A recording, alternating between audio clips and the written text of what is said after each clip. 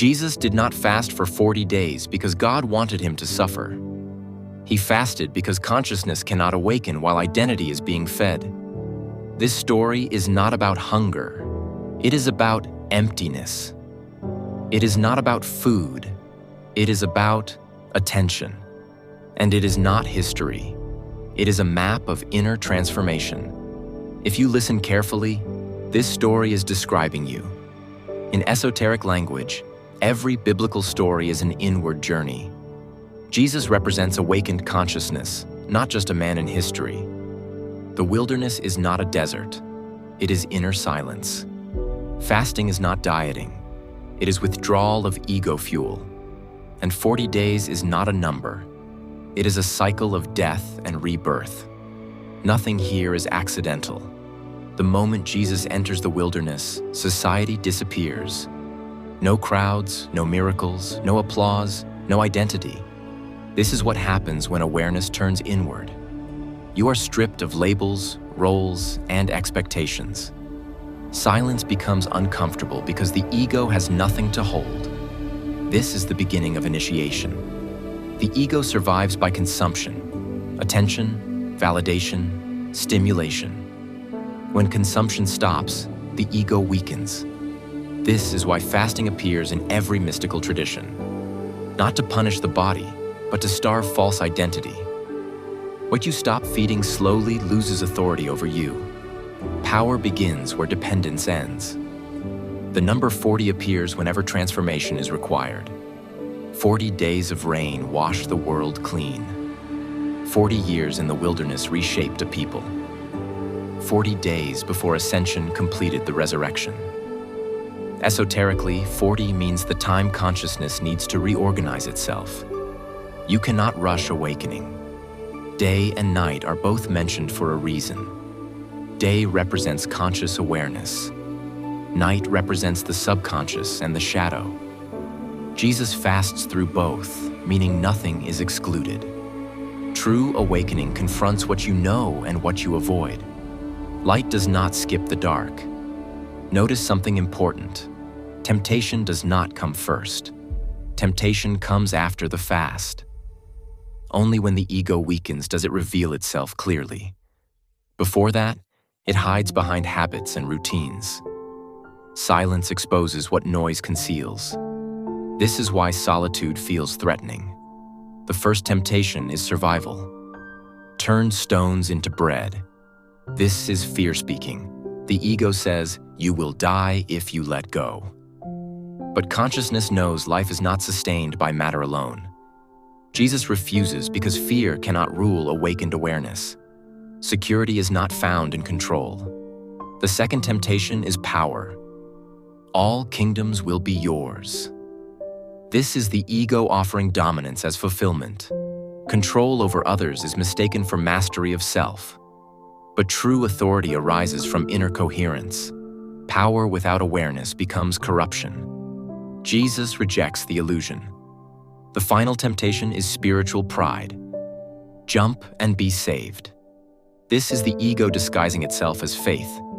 It wants proof, spectacle, and validation. But truth does not need performance. Awareness rests without needing confirmation. This is the most subtle trap. After the temptations, something changes. Jesus does not argue. He speaks with clarity. Authority flows naturally from inner alignment. This is the fruit of the fast. When fragmentation ends, power becomes effortless. Nothing needs to be forced. Esoterically, this story is not about resisting Satan. It is about outgrowing inner conflict.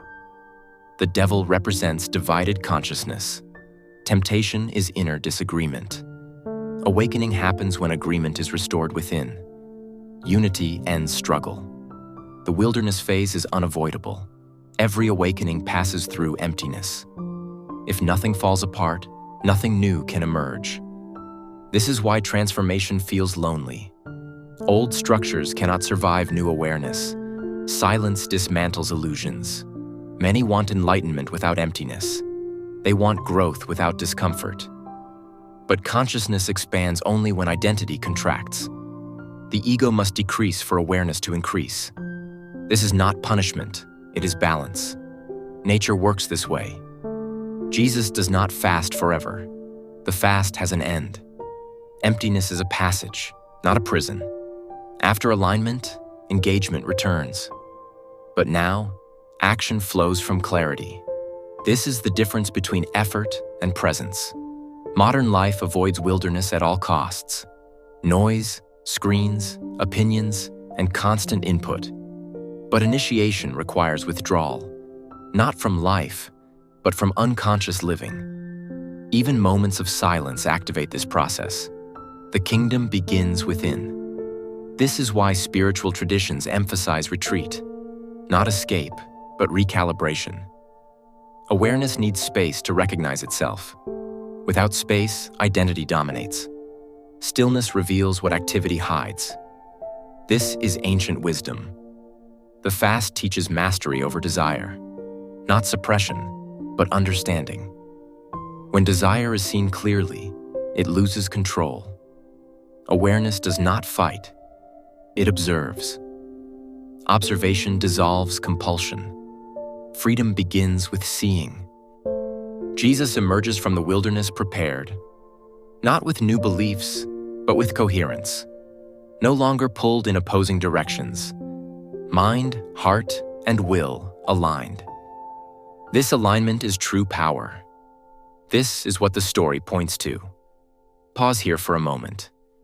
If this interpretation is resonating with you, or challenging something you were taught, share your thoughts in the comment section below. Your insight might unlock understanding for someone else. Let's explore this together. Many read this story literally and miss its gift. Scripture speaks in symbols because truth is subtle. Literalism feeds the mind, symbolism awakens awareness. Jesus taught in parables for this reason. Only the inwardly attentive understand. Depth requires stillness. The fast is not about denying the body. It is about reordering authority. The body serves awareness, not the other way around. When this order is restored, harmony returns. Disorder creates suffering. Alignment restores peace. This story mirrors human psychology. Before clarity, confusion must exhaust itself. Before wisdom, noise must fade. Before truth, illusion must collapse. This is not failure. It is process. Transformation is never instant. Notice Jesus does not seek advice in the wilderness. Truth is discovered, not borrowed. Silence teaches what words cannot. This is why inner work feels solitary. No one can awaken for you. The path is inward.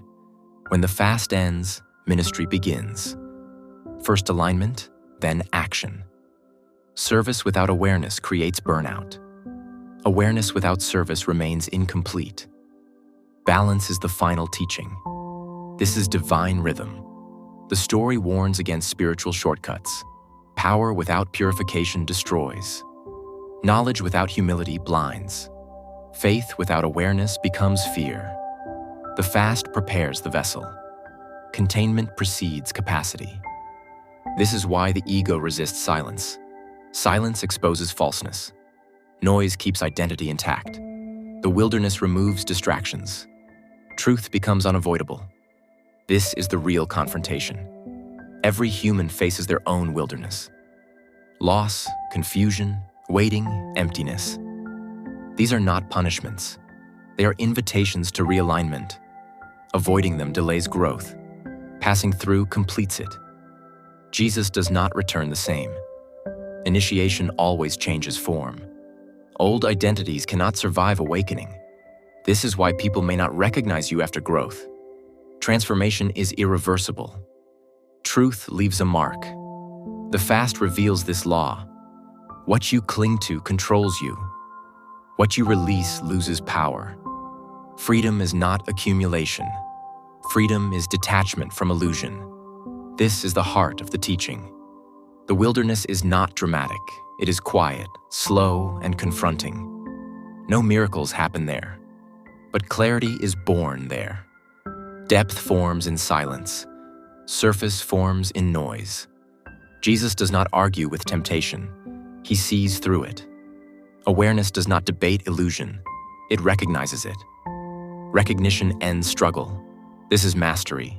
This is why awakening feels simple afterward. Not easy, but simple. Complexity belongs to the divided mind. Unity dissolves confusion.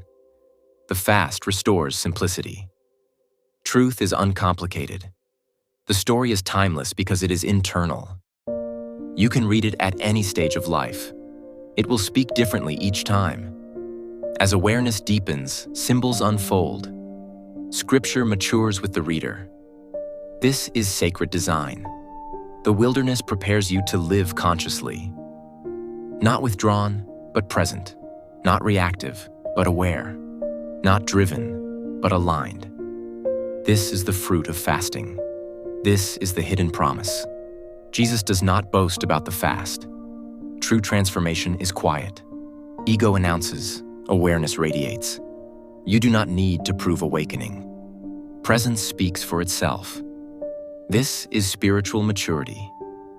If this story unsettles you, that is good. Truth destabilizes illusion. Comfort belongs to the known. Growth belongs to uncertainty. The wilderness feels unsafe to the ego, but it is safe for awareness. This is not ancient history. It is an inner instruction. It repeats whenever consciousness is ready. The question is not whether the wilderness comes. The question is whether you resist it. Resistance prolongs suffering.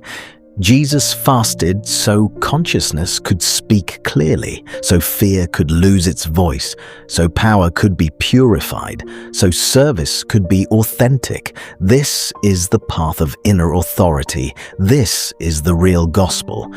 The 40 days were never about hunger.